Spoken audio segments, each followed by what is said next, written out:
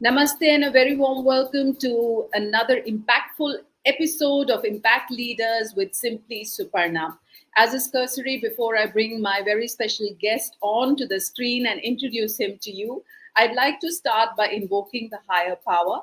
And Shakti has held me in good stead. I will now recite the Saraswati Vandana that talks about the dispelling of darkness that resides in our hearts with the illumination of wisdom and knowledge. या कुंदेन्दु तुषारहार धवला या शुभ्र वस्त्रावृता या वीणावरदंड मंडितकरा या श्वेत पदमासना या ब्रह्मचित्त शंकर प्रभूतिभि देवै सदा वंदिता सा मां पातु Saraswati Bhagwati निशेष जाटिपहा. Like I said, I have a very, very special guest here with me. Of course, the mandate to be interviewed here on these impact leaders with Simply Suparnaa is only one, that you should have been a SABERA Awardee in any of the past 6 editions. And in case you would like to be featured here, which we're getting requests on a daily basis, my simple and very humble request is for you to come into the system, register, participate, and who knows, tomorrow we will be inviting you to be here. Well, another inspiring episode, and we have the privilege of hosting an economist, none other than Mr. KP Rajendran, a distinguished SABERA Awardee, like I mentioned, of course, and he has had an extremely robust career over the past 3 decades working in the development sector. Thank you so much, Mr. Rajendran, for being a part of this show here today. Of course, we acknowledged you for your contribution through the nonprofit SACH, but your journey has not just been limited to non-profits. You actually started out with the government of India, and we would like to start with the very first question. How did the development sector happen to you? This development sector, it's very challenging. You have in a country like India where poverty and deprivation is so huge and so diverse. Development sector offers you a totally different uh, scenario where you need to work with people who don't have anyone to take care of too. There are very strong women community leaders and other communities where you can work with, and the work is never ending. You have issues like child labor too. You have issues like trafficked women. You have issues like disease control. You have issues like anemia. You have issues like lack of water. You have issues like basic sanitation facilities, and you have also issues like climate change and disasters. So it is a sector which gives you very enriching experience, gives you satisfaction to have done so much for the fellow beings, and also to learn from them. Each and every moment you are involved, leave apart your kind of experience and the guides of experience you come with. Each day is challenging, diverse, and each day can enrich you. And one would Uh, imagine somebody of your caliber, the kind of studies that you've had, being an economist, people feel that the development sector has a different kind of people who should be a part of it. And I, on the contrary, I concur with your thought process of how, every aspect is required in the non-profit sector or the development sector for that matter. And I think financial stability is one very, very important aspect of it, and people like you who can contribute their astute knowledge as far as economics is concerned, I think, not just at the non-profit sector level but also at the policy level, I think that the country would really benefit from that. So you started out with the government of India, am I correct? yes, I have actually been a good student of economics, I can say that. And I have been doing my research work with Faculty of Management Studies, which rarely, get very few people come to Faculty of Management Studies, tight competition. And, you have a good career to build your life as an economist, looking at policies at a macro level, looking at, economy in a sector-wide approach. So many things you can do. And a field which is growing, its importance is growing in the business sector, in the real estate sector, in various ways. As an economist, you have a powerful job waiting for you, and The time when I entered during the 90s, it's all the more opportune, and there is hardly anyone whom I can say my batchmates or research, contemporary researchers in India today. They are all in various universities abroad doing research and teaching job. So it was quite accidental for me to move away from economics to social development work.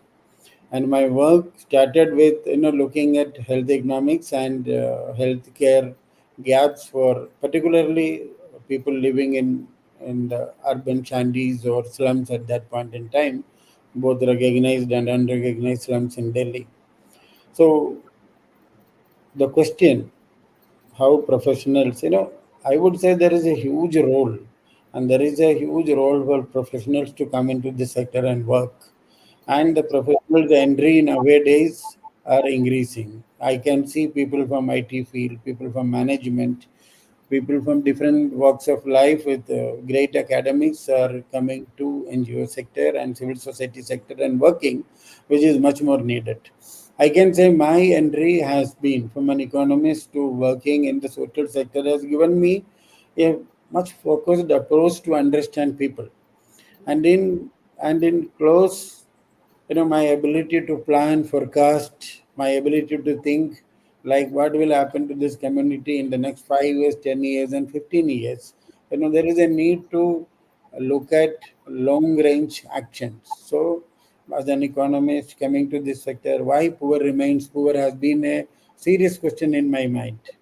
And it is not economic poverty that alone we are talking about. The children abandoned by natural disasters, we call it, orphan children. Their issues are different. There are single and double orphan children. Then there are women trafficked and who don't have anyone. And when that women reach back to their own communities, the kind of problems they face with. And most importantly, today I was looking at one important study in India, which is not available, was what is the economic cost of rearing a child with neuro disorder. We don't have, as a country, we are growing, we are expanding, we have developed, but we have many more miles to go. I was looking at people affected with neuro disorders and disability. We do not have, even today, in different states, we do not have statistics about them. We do not have any clearer idea about them. They just remain hidden in our vast ocean of society. I had a chance to look at, for example, I'm from Kerala, so I was very proud. And for last 30 years, I worked in North India. So due to family pressure and other things, I thought I'll build a small house there and look at. So when I reached my locality, I could not believe my eyes that in a block panchayat there are more than 100 children with neuro disorders. And if I add the adult also, there are about 300 to 400 people with neuro disorders in one single block. Now these disorders have a different stories to tell. It is not disappearing in 1 year, second year, third year, or fourth year. So, and there are parents who are worried about it. There are mostly mothers, I could say. I found no meaning, no vistas to call a woman mother.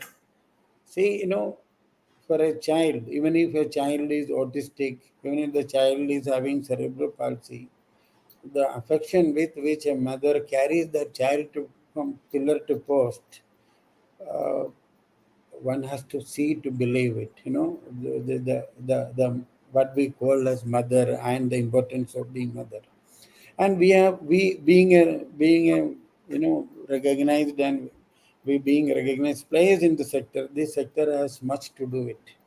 And the irony is that whenever I looked at many institutions that work for children with disability, neuro disability, this is basically housing them. I'm not looking at shelters. Shelter is one aspect. There are so many things science and technology and education that can provide, that can make their life better. Integrated approaches to manage neuro disorders and disability has been my new learning. After working for 30 years, in the last 3 4 years, when I spent time to understand, neuro disorders, I realized that we need to create models. We need to create models of excellence for government and others to come understand and come up with integrated approaches. Modern medicine is not the only approach for dealing with neuro disorders. Ayurveda, Homeo, Unani, Siddha, these systems of medicines have a lot to offer. And in particular, standalone neuro-physiotherapy can play a huge role. Wow, Then, you've been giving me so much information, and there are so many questions that are coming to my mind. The very first of it is that as part of Sabera, I have been exposed to such amazing work which is happening in different parts of the country, maybe in silos, but a lot of times I've seen the mother's trigger has always been essentially talking about neuro disorders with children. I think probably when they are faced with a situation with their own child suffering, that is the time that can be a positive way in which they address it in creating organizations that can help other children as well. I mean, there is Chirantana in Karnataka. I know there is Amma who's trying to mainstream adults with autism or to provide livelihood options to them. It's just that you're not giving them doles and things like that. And I think yeah, with such also you have been doing a lot of this work and yeah, and exchanging this knowledge with other parts of the country, not just keeping it in one this thing. And you've been yeah, instrumental in nationalizing the non-profit, isn't it? yes, yes. And in such, we have started a special vertical. We call it Sansvita. And we have started a center where we are trying to provide integrated therapies and technology-based education and solutions to many of the brain disorders. We are And also trying to make, you mentioned Ayurveda, Unani. Have yeah. you actually seen tangible differences when you have used all of these in tandem with each other? Of course, we are seeing, and we are saying in a very short span of time. I can Wow. tell you, we are seeing major changes in the way these children improves upon their activities of daily life. That Wow. happens during the first 3 months itself.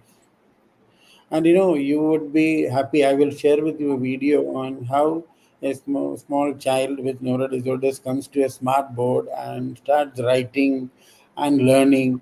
And in the process, this technology enabled solutions help them without medicine improving their physical fragilities, improving their physical agility, and they are able to manage many of their disabilities better.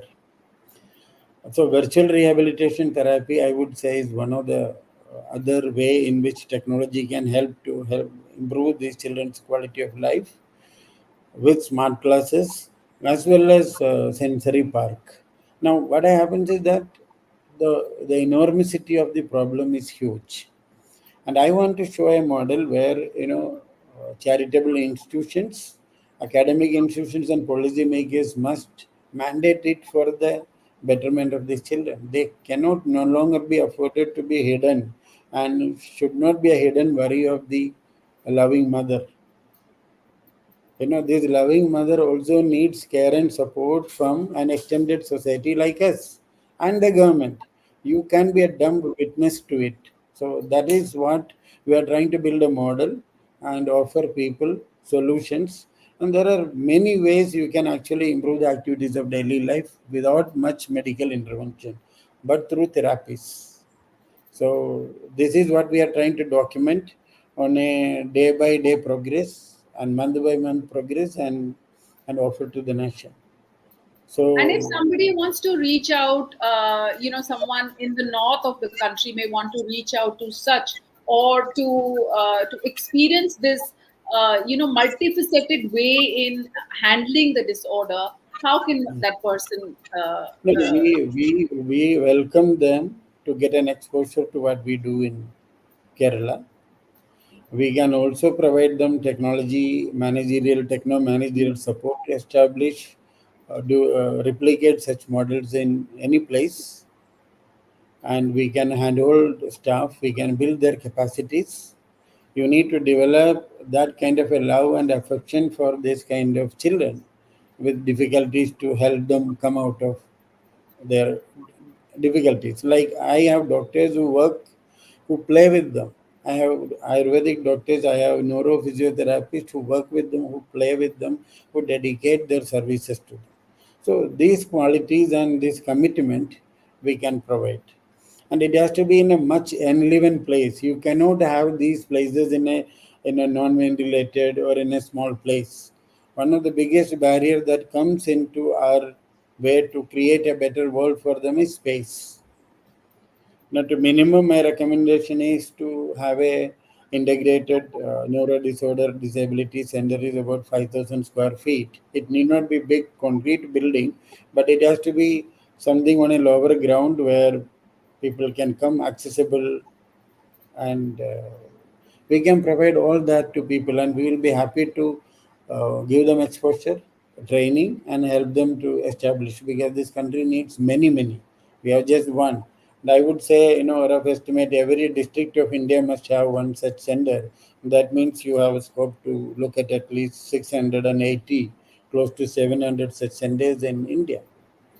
I These love it. I love this. That's the whole idea of Sabera, to be able to exchange our learnings and mm, exchange, the knowledge or the wisdom that we have, or some one institution has garnered over a period of time. And I think even corporates are extending themselves now, saying that, please take our technology. And now here, as a non-profit head, you're saying that we've experimented with this and we've seen positive results, and we want that more children should benefit from it.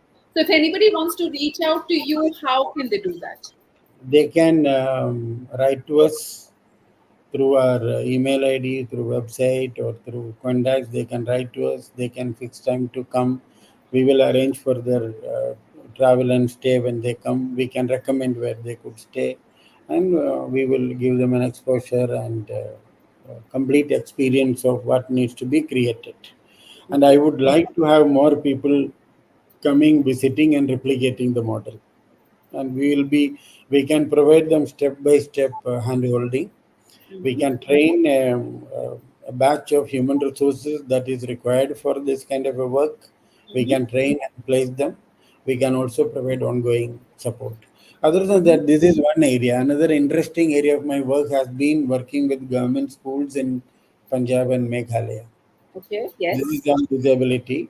SACH has decided a policy decision that we are not going to work with private institutions of education excellence, Hmm. because there are many organizations working from them, and they can access such Correct. thing by paying. So we have decided to work with quite a lot of government schools in Punjab, and we realized that the children who go to government schools in Punjab are very poor. Hmm. Though Punjab is said to be one of the richest state and all that, but when Correct. it comes to the ground level thing, there are a lot of things that need to change. And with the introduction of neat, hygienic school sanitation and smart classrooms, and training the school teachers on how to use technology and smart class platforms, and which Hmm. is one of the state of the art today, we have been able to transform educational opportunities for at least 10,000 children in Punjab. And also, we have worked with early childhood centers in Meghalaya, which is making a changes, creating highly, the space has to be essentially child friendly, not too much of colors into it, very sober, very clean looking, and then good toys to retain them. Meghalaya being very backward, they will take a lot of time to come to mainstream. But our interventions in ECDs and improving the infrastructure of government schools have created a huge impact. And the CSR that has come for this actually have multiplier effect on their money, much more than what they have invested. They could create a social impact. So what I'm saying, that the NGOs have huge role to play in animating the already existing facilities in the government sector, work closely, improve upon, so that it is accessible to each and everyone. That has been a good learning for us. Hmm. We are also have worked quite a lot in improving the environment, and green plantations, green cover, looking at creating more livable habitats in the country. So with the again in Meghalaya, we are working with the state government to look at the ecosystem in a much more cleaner and result-oriented manner. We are building the capacity of the Meghalaya health system department to create a very vibrant and dynamic communication strategy so that their health communication reaches to the unreached people. You have people, so NGOs, I am saying we remoteness, lack of technology, lack of network is not a big hindrance for a dedicated and committed NGO to reach out to. You find ways. We also believe in the much spoken book about where there is no doctor. That approach is very good for when we work on Meghalaya. So the work continues, but you asked for the inspiring thing. It's quite a lot of things to do. There is quite a lot of things that we need to do to create institutions of women, institutions of poor, who are able to manage, conduct their businesses on themselves. And we just become, connectors. So we have a connecting road.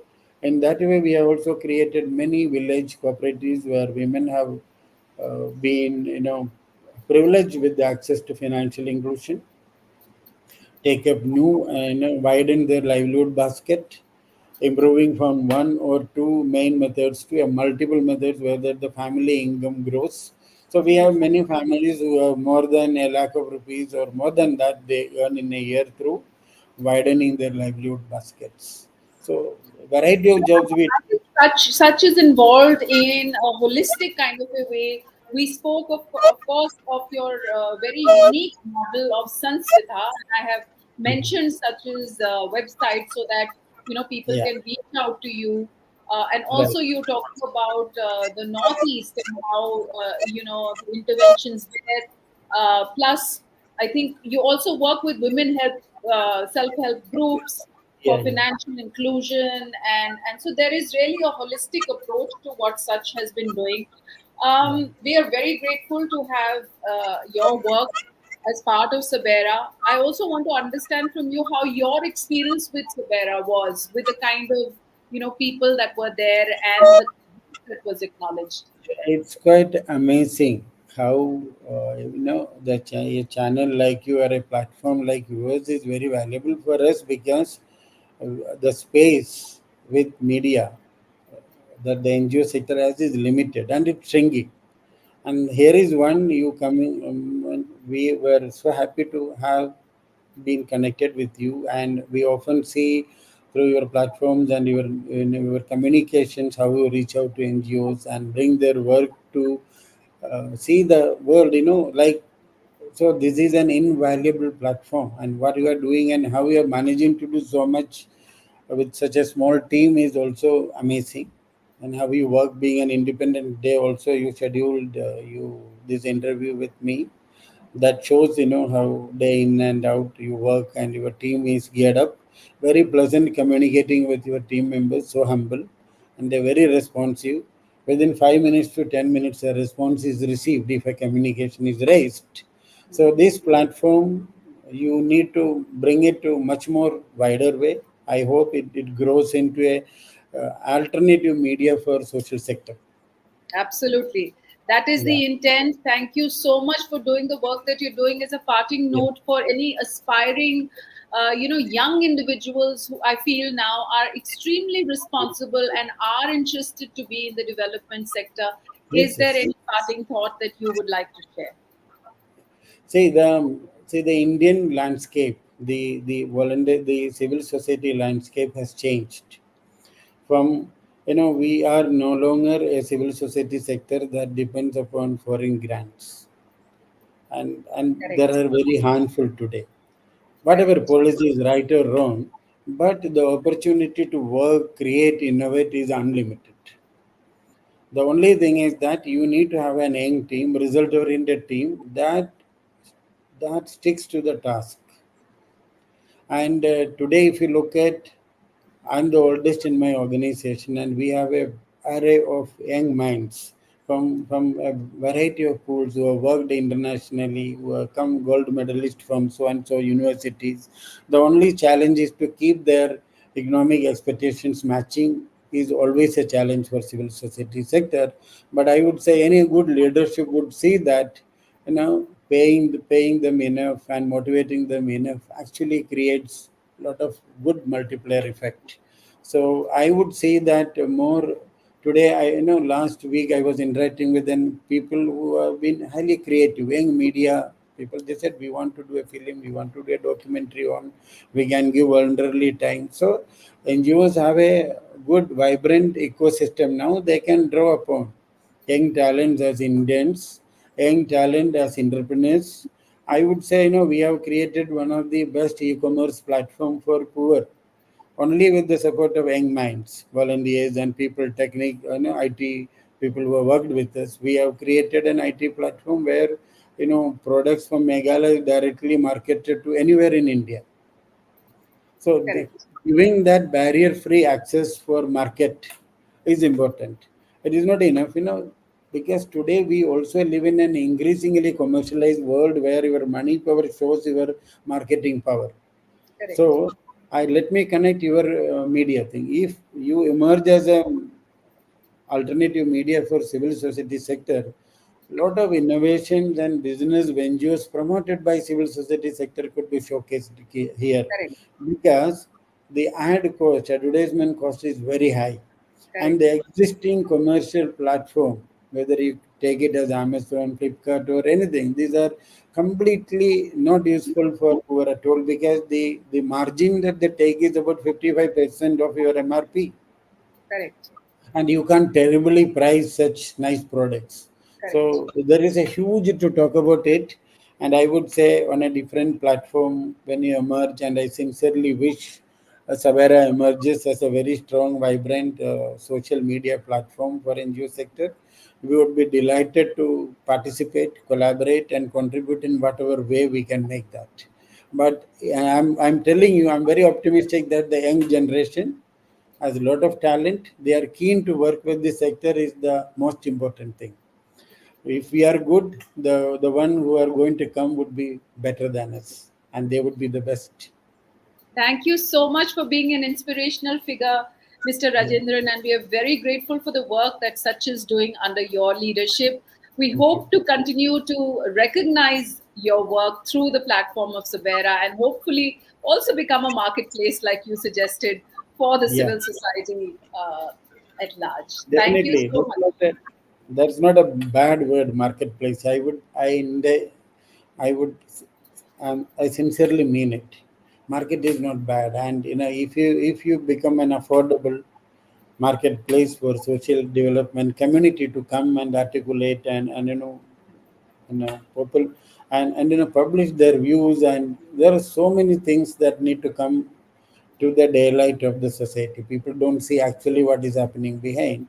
So if you could become a vibrant, affordable marketplace, even I would say I would go for it. Thank you so much for this opportunity. I think you've really inspired us and given us a lot of food for thought. We shall be thinking about this as well. Yeah. Thank you so Thank you. much. Thank you.